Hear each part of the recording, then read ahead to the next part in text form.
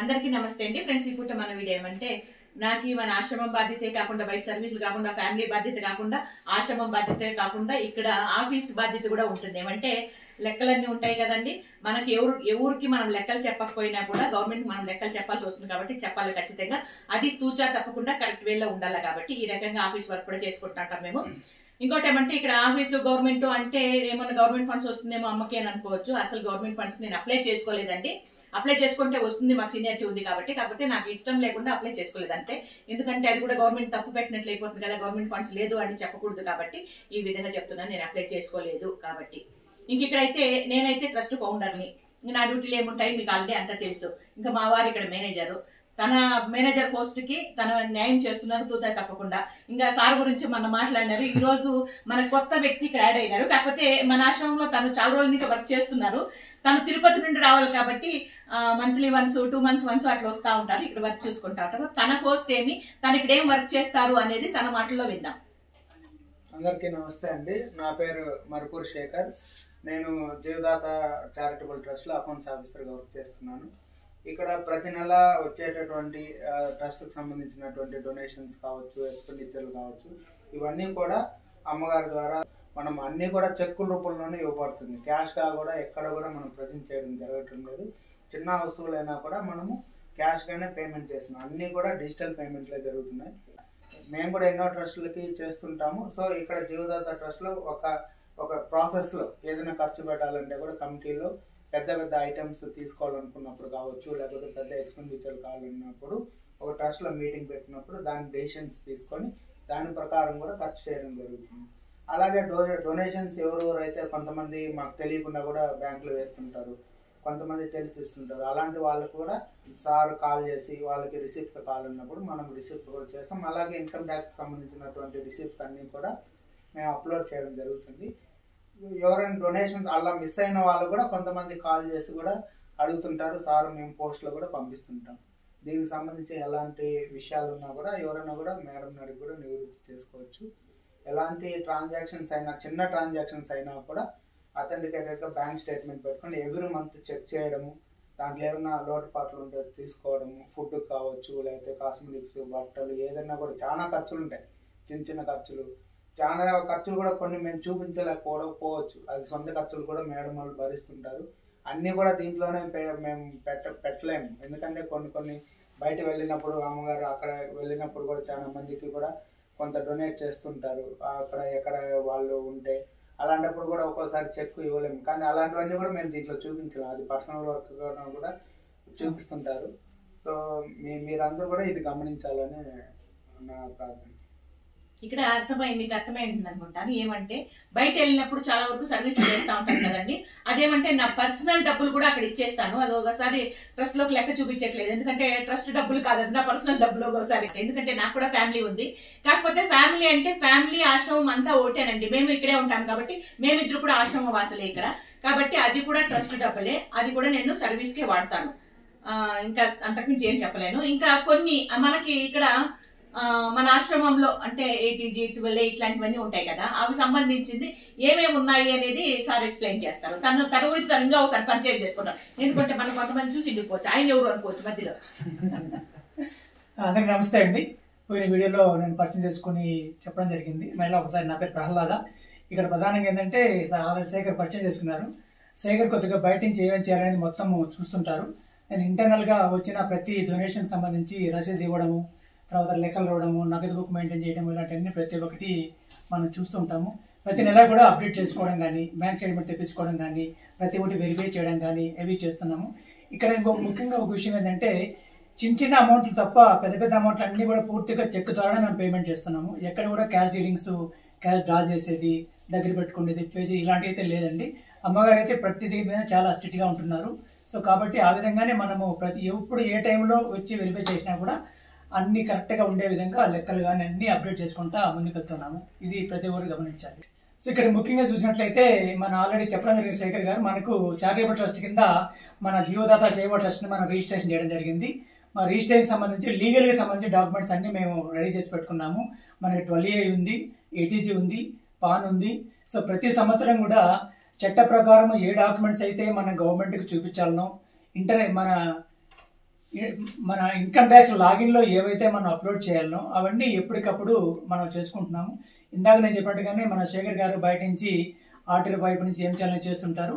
మేము ఇంటర్నల్గా ఇక్కడ ఏమేమి డాక్యుమెంట్ రెడీ చేయాలనో ఇవన్నీ డాక్యుమెంట్ రెడీ చేసుకొని వాళ్ళకి పంపించినట్లయితే వాళ్ళు మిగతా కార్యక్రమాన్ని చేస్తున్నారు. సో ఈ విధంగా లీవ్లో కూడా ఎప్పటికప్పుడు అన్ని మేము అప్డేట్ చేసి పెట్టుకుంటున్నాం. ఇక్కడ ఇంకో విషయం మీరు గమనించాల్సింది ఏమంటే, పెద్ద పెద్ద చెక్లు పెద్ద పెద్ద అమౌంట్లు అనే మాట వస్తుంది కాబట్టి ఆ పెద్ద పెద్దది ఏమి అనేది ఎవరికైనా క్వశ్చన్ మార్క్ అవుతుంది. నేను మీ ప్లేస్ లో ఉన్నా కూడా అదే క్వశ్చన్ మార్క్. ఇక్కడ ఏమంటే నేను ఒక ఊరు తయారు చేశాను. ఇక్కడ ఆశ్రమం అంటే ఏదో ఒక షెల్టర్ అంటే వాళ్ళకి ఏదో షెడ్ వేసి షెల్టర్ చేసి అట్లా కాకుండా ఒక ఊరే తయారు చేశాను ఆశ్రమం కోసం. అదే విధంగా గుళ్ళు కూడా కడుతున్నాను, బయట సర్వీసులు కూడా చేస్తున్నాను. దీని అంతటికీ కూడా చాలా వరకు ఖర్చు అవుతుంది. మీకు ఇప్పటికి ఐడియా వచ్చేసింది, నా మాటలు విని మీకు ఇప్పటికి ఐడియా వచ్చేసింది. చాలా వరకు ఖర్చులు ఉంటుంది కాబట్టి ఇంతే కాకుండా ఒక ఫ్యామిలీలో నలుగురు ఉంటేనే ఎంతో ఖర్చు వస్తుంది. అట్లాంటిది 50 మంది ఉండే ఒక ఆశ్రమంలో ఎంత ఖర్చు వస్తుంది అనేది కూడా మీకు తెలుసు. కాబట్టి పెద్ద అమౌంట్లు పెద్ద చెక్కులు అనేది కూడా అక్కడ మాట మనం వాడాల్సి వస్తుంది, అవి ఖర్చు కూడా పెట్టాల్సి వస్తుంది. అవునా కదా? మీ అభిప్రాయం ఏమిది కమెంట్ లో తెలియజేయండి. మీరు మంజులమ్మ మీద ఎంత నమ్మకం పెట్టుకొని అసలు ఒకసారి అయితే కొంతమంది నాకు తెలియకుండానే అకౌంట్లకు డబ్బే వేస్తారండి, మళ్ళీ ఎవరో కూడా తెలిసిండ్రు, ఆ రకంగా పంపిస్తారు. మీ అందరికీ మనస్ఫూర్తిగా కృతజ్ఞతలు తెలియజేసుకుంటాను. ఇంకొక జన్మ అంటే ఎన్ని జన్మలు ఉన్నా మీ రుణం తీర్చుకుంటానో లేదో నాకైతే తెలియదు, కానీ కాకపోతే ఇంతే కాదు ఇంకా ముందుకి ఎన్నెన్నో చేయాలా చెప్పని అనుకుంటున్నాను. దాని అంతటికీ కూడా మీరు సపోర్ట్ గా నా వెన్నంటి ఉంటారని మనస్ఫూర్తిగా కోరుకుంటూ చెప్పండి. అందరూ కూడా ఇంకొక విషయం గమనించాలి. సార్ కానీ మేడం అమ్మగారు కానీ మేము మాట్లాడినప్పుడు మీకు బిల్డింగ్ కన్స్ట్రక్షన్ అనే ఒక వర్డ్ వినబడి ఉంటుంది.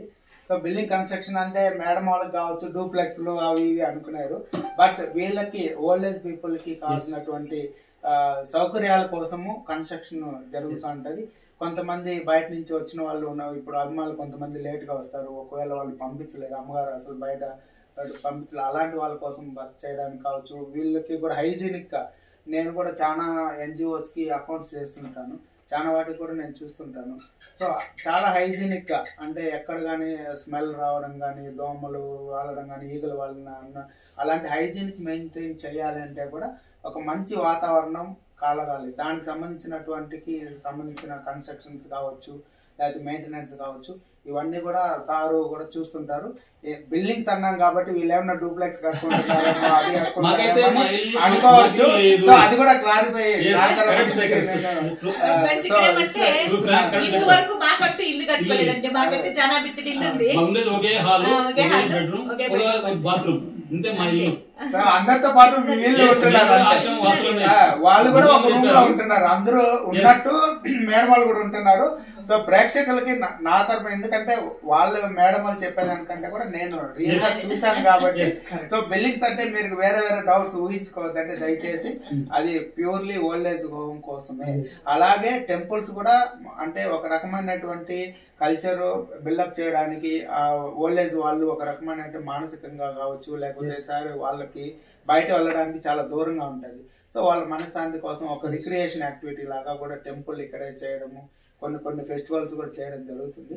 సో దానికోసమనే అది కన్స్ట్రక్షన్ చేయడం జరుగుతుంది. వాతావరణం కూడా బాగుంటుంది అనే ఉద్దేశంతో అమ్మగారు ఓయిల్ కావచ్చు అన్ని రకాల దేవుని సమానంగానే చూస్తాం.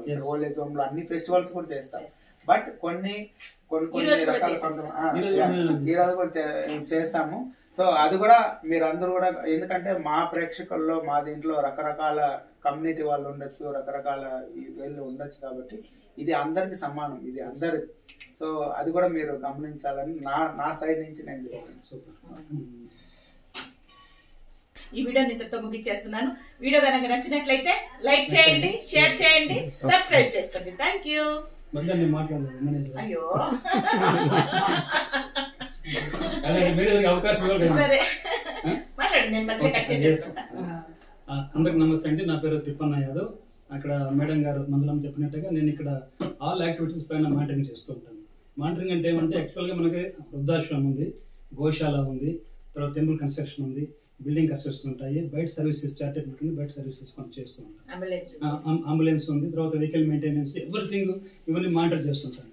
ముఖ్యంగా స్టాఫ్ సంబంధించిన గైడెన్స్ మేడం చెప్పినట్టుగా అమ్మ చెప్పినట్టుగా స్టాఫ్కి ఎట్లా గైడెన్స్ చేసుకోవాలి, వాళ్ళు ఏ విధంగా వర్క్ చేస్తున్నారు, వాళ్ళ నీడ్స్ ఏమున్నాయి, వాళ్ళు ఎలా చేస్తున్నారు చెప్పే దానిపైన శుభ్రత పరిశుభ్రత కదా.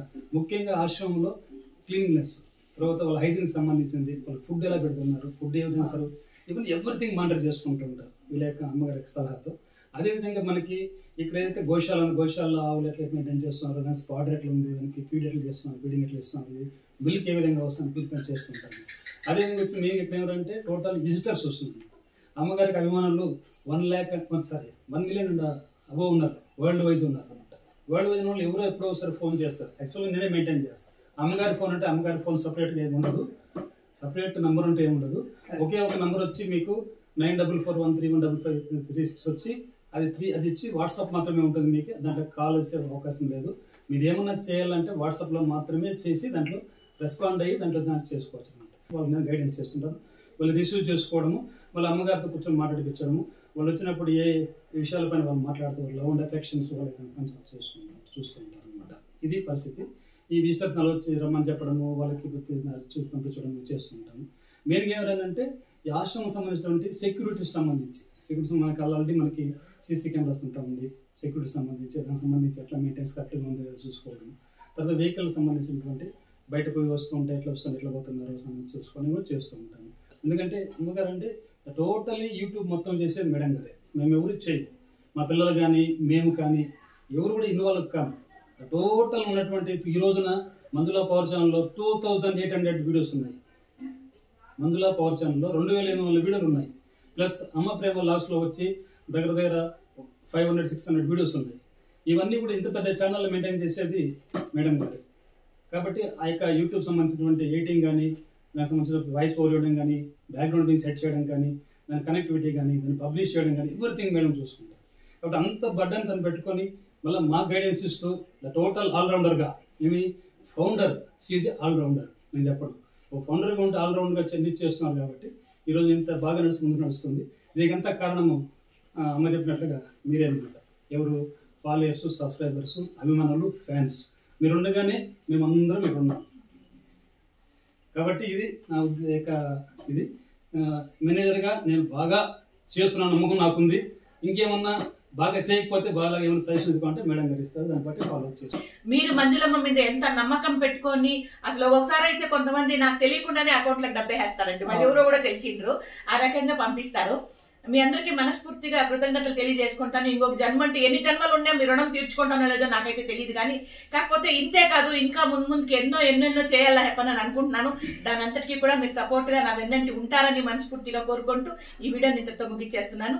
వీడియో కనుక నచ్చినట్లయితే లైక్ చేయండి, షేర్ చేయండి, సబ్స్క్రైబ్ చేసుకోండి. Thank you.